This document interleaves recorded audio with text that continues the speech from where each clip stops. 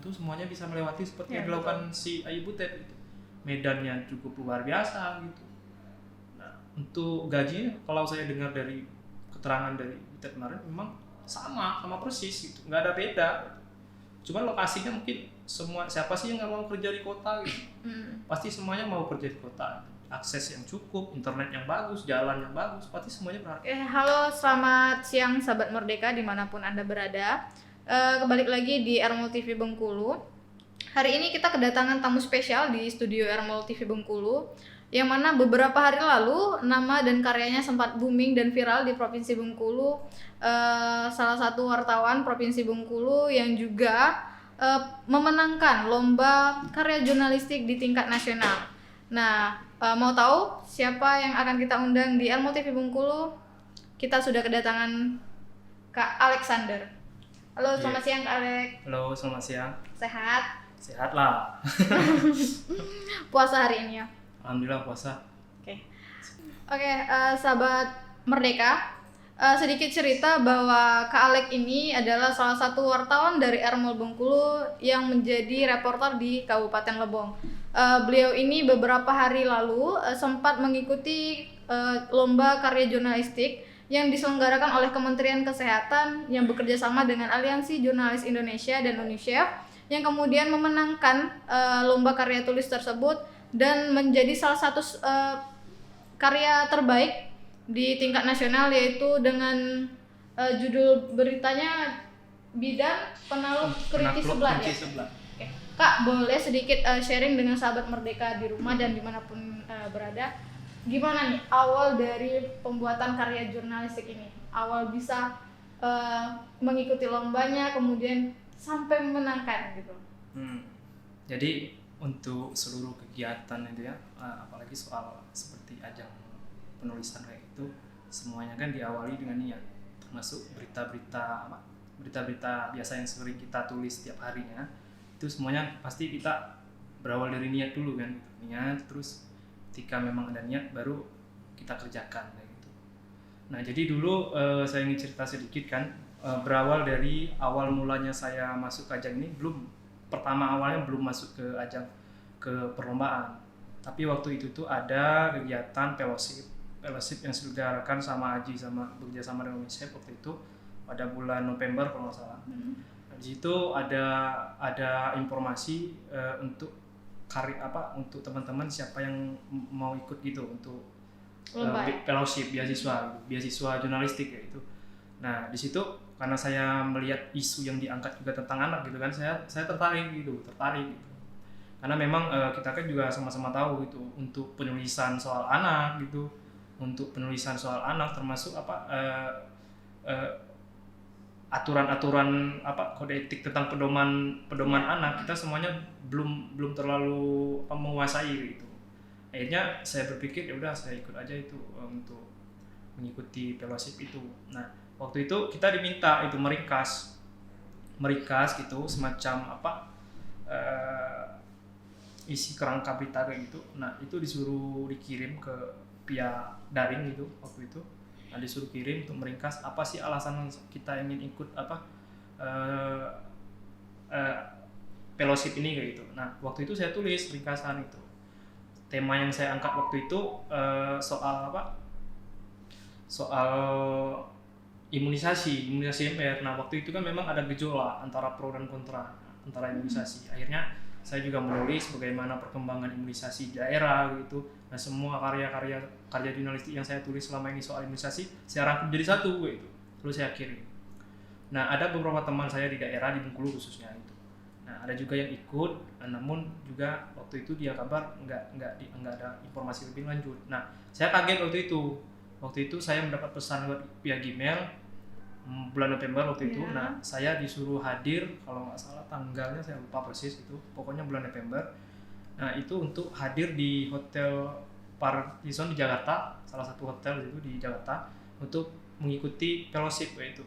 Nah, itu diselenggarakan sekitar 2 hari kalau ingat saya 2 hari.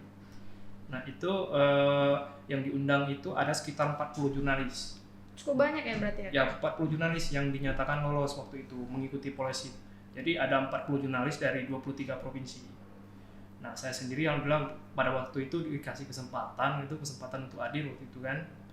Nah, ketika kita mengikuti Polisi, banyak sekali materi yang saya dapat, terutama tentang penulisan soal anak, isu anak, mengapa penting soal mengangkat tema tentang dunia kesehatan, semuanya dijelaskan karena materi yang diundang waktu pemateri yang hadir pada itu juga luar biasa kayak gitu. Baik dari AJI, UNICEF, termasuk dari Kementerian Kesehatan waktu itu. Nah, kita dibekali waktu itu selama 2 hari gitu mengenai materi-materi tentang imunisasi, mengenai tentang anak, termasuk di dunia kesehatan. Nah, di situ juga kita dibekali soal pedoman penulisan tentang anak. Nah, selama berhari-hari itu kita setelah kita selesai mengikuti pembekalan, nah kita diminta untuk mengusulkan semacam proposal jurnalistik kayak itu.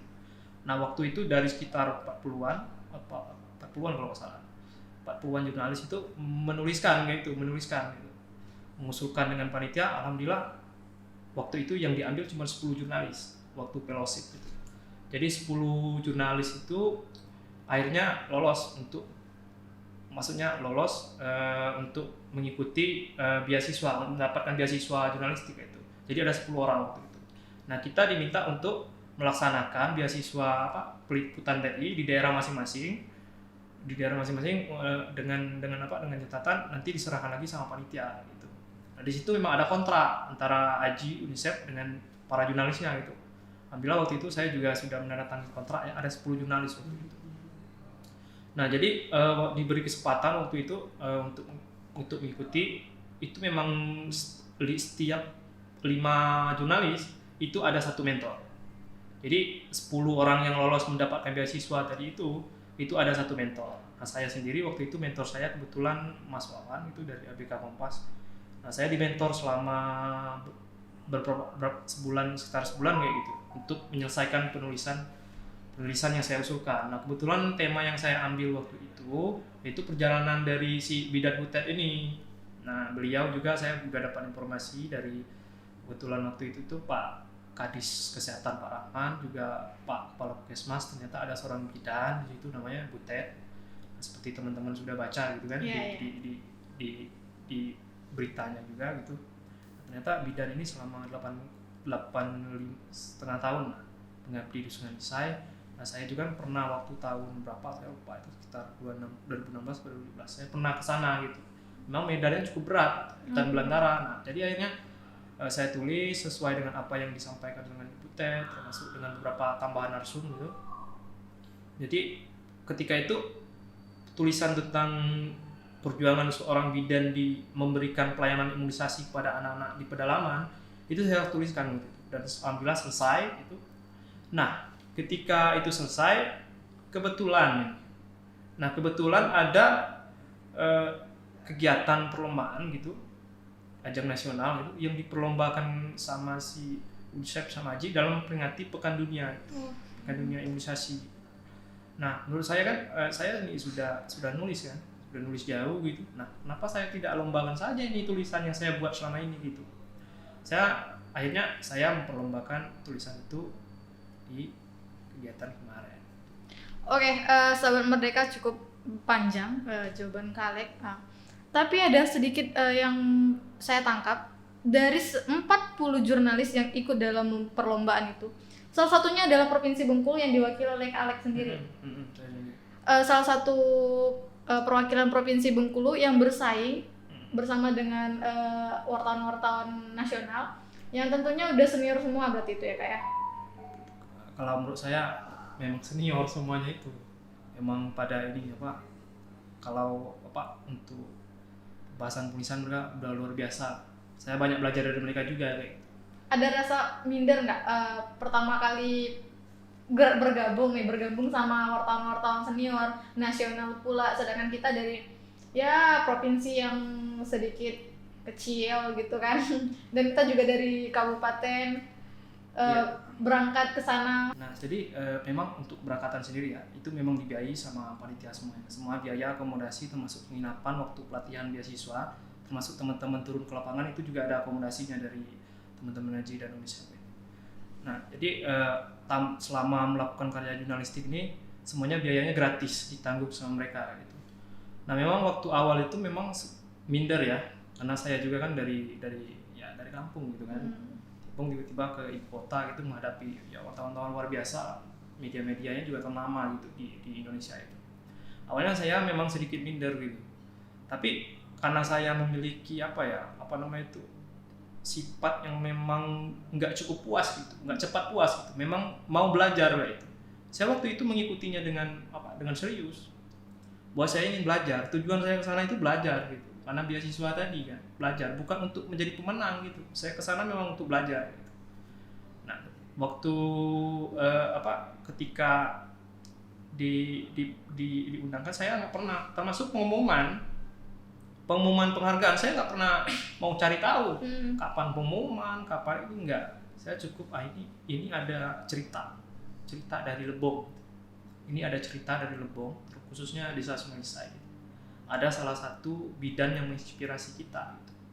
Nah, kita kan juga sama tahu, belum tentu semuanya bisa melewati seperti yang dilakukan si Ayu Butet. Medannya cukup luar biasa gitu. Nah, untuk gajinya, kalau saya dengar dari keterangan dari Butet kemarin, memang sama persis gitu, nggak ada beda. Cuma lokasinya mungkin siapa sih yang nggak mau kerja di kota gitu? Pasti semuanya mau kerja di kota. Akses yang cukup, internet yang bagus, jalan yang bagus, pasti semuanya berharap itu. Nah si Butet beda. Nah, dia bekerja sesuai hati nurani, dan memang untuk menjalankan profesi dia sebagai bidan. Nah di Lebong itu kebetulan ada Desa Sungai Lisai itu lokasi jarak antara puskesmas dengan desa itu juga cukup jauh, jalan kaki sekitar 4 jam 5 jam. Itu untuk orang normal. Jadi sudah 8,5 tahun ini si Butet ini memang luar biasa menurut saya. Kenapa saya bilang gitu? Selama bertahun-tahun dia jalan kakinya sudah cukup bisa dihitung berapa ratusan kilometer dia jalan kaki itu. Akhirnya saya tertarik untuk mengangkat soal dia. Oke, sahabat Merdeka, mungkin masih banyak yang ingin kita tanyakan untuk bersama dengan Kak Alik ini ya. Menariknya, walaupun kita dari kampung, tapi kegigihan itu sangat luar biasa sekali ya. Karena nggak ada rasa minder, dan karena niatnya itu dari awal memang mau belajar. Intinya mau belajar, kita jangan puas diri. Kenapa saya bilang begitu? Saya pun walaupun diberikan dipercayakan sama teman-teman pusat seperti ini, saya nggak puas, saya masih akan terus belajar gitu. Karena memang tujuan dari saya itu ya menulis gitu. Menulis dalam artian apa sih yang bisa kita lakukan. Ya udah, kalau memang kita bergerak di bidang jurnalistik, ya udah kita menulis aja gitu. Nah akhirnya saya setelah menulis tentang si Butet itu kemarin ya, sekitar tanggal berapa itu, sekitar 4 hari sebelum perayaan hari ulang tahun Ermong gitu. Nah, saya mendapat pesan via email. Maksud saya sekitar seminggu yang lalu apa 2 minggu, lupa saya. Nah, jadi ada yang WA saya gitu, teman-teman dari panitia. Dia minta foto saya gitu. Kalau bisa nggak dikirim via email. Dia nggak ada sepatah pun bilang untuk apa, itu nggak ada. Nah, terus dia juga nelpon saya waktu itu, selama ini apa sih ininya, motivasinya itu ditanya gitu, seperti diwawancara juga gitu. Nah jadi ketika itu saya kirim foto. Nah sekitar 4 hari sebelum pengumuman, saya dapat pesan untuk mengikuti seminar yang diselenggarakan sama Kemenkes, Kemenkes yang didukung WHO waktu itu. Nah katanya ada pengumuman yang akan diumumkan oleh pihak dari AJI dan UNICEF setelah seminar itu berlangsung. Jadi karena saya dari awal saya nggak menargetkan menang gitu ya. Jadi saya coba aja saya ikuti. Gitu. Alhamdulillah setelah saya ikuti, ternyata banyak teman saya karena memang waktu itu kan via daring tuh. Jadi sinyalnya agak susah gitu kan. Saya nggak merasa waktu itu menang kayak gitu. Nah tapi ada teman-teman waktu itu tuh si Padia dari Wartawan Tirto sama Mbak Dewi CNN TV Bali, dia bertugas di Bali. Nah dia waktu itu kebetulan teman saya waktu mengikuti polisi sekitar 40 orang tadi. Nah 40 orang tadi selama Mas Alek tanya, selama udah tuh ada juga video, selama apa saya bilang gitu. Saya nggak tahu gitu. Nah coba dilihat lagi di streaming. Akhirnya saya tanya sama panitia, ada nggak di share ulangnya. Akhirnya dikirim di video. Video menyatakan bahwa alhamdulillah karya cerita si Ibu Ted ini memang menginspirasi gitu. Berarti memang sebelumnya nggak tahu kalau misalnya bakalan menang, kemudian dimintai foto itu untuk dalam video gitu, nggak tahu berarti? Nggak tahu, saya cuma kirim aja ini. Saya kirim aja foto saya yang paling ganteng gitu. Itu saya kirim gitu. Nah jadi waktu itu tuh alhamdulillah dikasih kesempatan. Tapi saya sejak awal saya bilang saya nggak mengejar untuk menang. Saya untuk belajar, mengenal teman-teman di jurnalis-jurnalis hebat di luar aja luar biasa. Jadi waktu itu disebutkan sama teman-teman panitia itu selamat katanya dari 413 karya. 400-an ya? 413 karya se-Indonesia. Luar biasa. Ada 413 karya itu tuh didaftarkan terakhir itu Februari 2020. Nah, alhamdulillah ada 8 orang yang dikategorikan menang waktu itu. Kategori cetak dan online itu ada 2, Suara.com dan Ermol sendiri, saya sendiri waktu itu. Nah, untuk TV kebetulan waktu itu ada dari CNN. Untuk kategori TV ada dari CNN dan Jawa Post TV gitu. Nah, untuk foto, kategori foto ada Media Indonesia Group Metro gitu ya. Nah, terus ada juga banyak, pokoknya ada 8 gitu dari 4 kategori. Sahabat Merdeka, selain Kak Alek ini menjadi salah satu pemenang dalam special mention karya jurnalistik yang diselenggarakan oleh Aji dan UNICEF, kabar terbarunya Kak Alek ini juga salah satu menjadi peserta teraktif. Benar itu?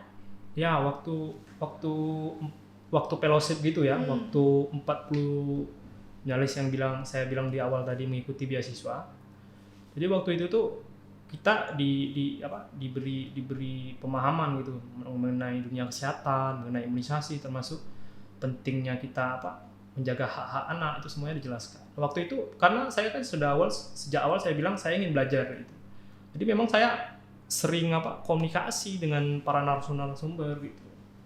Nah, akhirnya waktu di akhir acara saya ada 3 orang waktu itu terpilih sebagai jurnalis paling aktif dalam acara itu, yaitu dari teman saya sendiri ada Muhammad Usron itu dari Kompas TV. Nah, terus ada Padia dari Tito, dan alhamdulillah saya sendiri waktu itu. Dia ada 3 orang yang waktu itu dibilang peserta paling aktif. Cukup luar biasa sekali ya prestasi yang diraih oleh Kak Alek ini. Tapi kita coba korek sedikit lagi. Apa nih kesulitan selama proses pembuatan karya jurnalistik yang akan dilombakan? Karena sebelumnya setelah mengikuti fellowship itu kan kembali lagi ke daerah, kemudian melakukan peliputan proposal yang kita ajukan tadi kayak gitu. Boleh diceritain dari awal nih ngikutin si Butet Ibidan yang Penakluk Kerinci itu gimana sih, suka dukanya gimana? Kesulitannya memang ada gitu. Nah, kita kan juga media harian nih. Nah, selain dari fellowship tadi, kita juga harus membuat berita, tugas kita, kewajiban kita kayak gitu per hari gitu kan, dimana ada 5 berita gitu kan, harus dipublish setiap hari kayak gitu. Nah, jadi waktu berjalan memang kesulitannya pembagian waktu.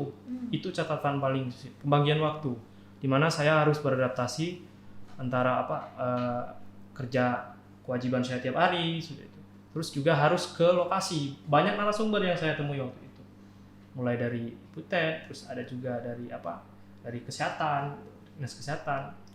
Sudah itu ada dari Sungai Lisai waktu itu, Kades Sungai Lisai, termasuk warga Sungai Lisai, dan juga dari MUI, karena memang waktu itu tuh imunisasi itu ada sedikit penolakan dan akhirnya disetujui. Gitu.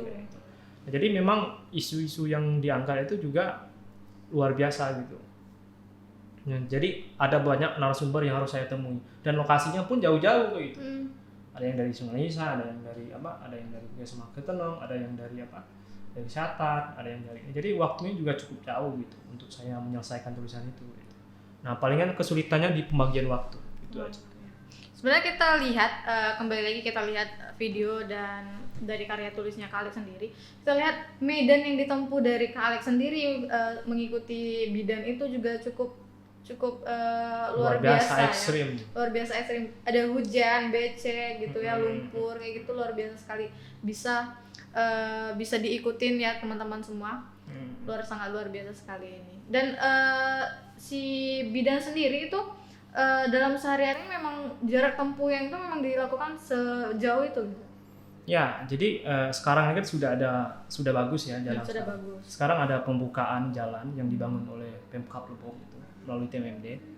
Jadi jalan itu sekarang sudah ada jalur khusus. Oh, sudah ada jalur. Nah, sebelumnya memang kesulitan dia harus jalan kaki gitu, melewati sungai, terus jalan lagi masuk rimba, ulang sungai. Jadi banyak sekali tantangan gitu. Mulai dari hujan gitu. Mereka kan kadang basah di jalan kayak itu. Nah, waktu itu kendaraan belum bisa masuk, kendaraan motor gitu. Nah, sekarang kan sudah bisa. Tapi tetap lokasinya juga ekstrim gitu, bertebing. Walaupun sekarang itu tuh sudah ada akses jalan yang sudah dibuka, tapi jalan juga masih cukup ekstrim gitu. Apalagi seorang wanita kan. Kita tahu kan juga bidan ini kan juga seorang wanita gitu. Dan juga lokasinya juga masih di hutan gitu. Jadi menurut saya tetap saja itu ekstrim.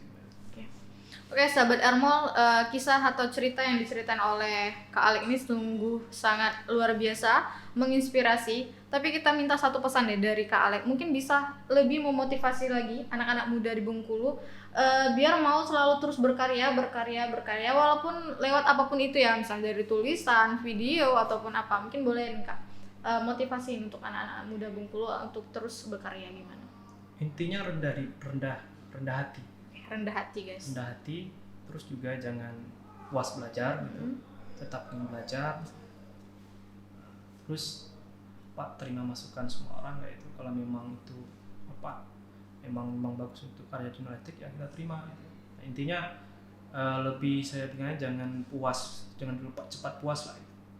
Walaupun dalam kondisi apapun kita harus tetap berkarya kayak itu. Karena memang jurnalistik ini kan memang sangat penting sekarang ini.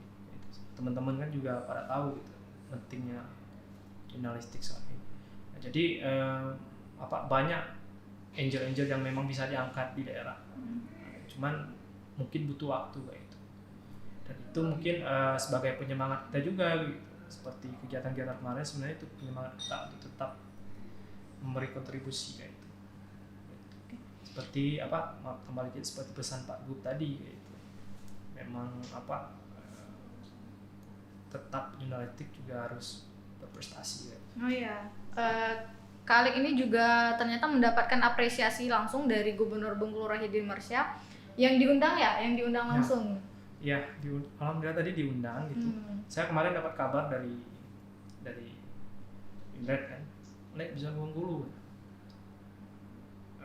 Katanya ada Pak Gubernur mau ketemu langsung kayak itu. Kapan saya bilang? Kemarin diusulkan hari apa ya lupa saya. Hari Kamis atau hari apa kemarin. Nah, saya nggak bisa karena saya masih bertugas gitu kan. Saya bisanya cuma Sabtu. Kebetulan itu di penghujung libur gitu kan, hari libur itu. Nah, alhamdulillah tadi sudah ketemu kayak itu. Alhamdulillah tadi ada reward juga dari Pak Gubernur dari. Oh, ada reward juga ya. Saya anggap aja itu sebagai penyemangat aja gitu, agar lebih giat lagi gitu dalam karya jurnalistiknya.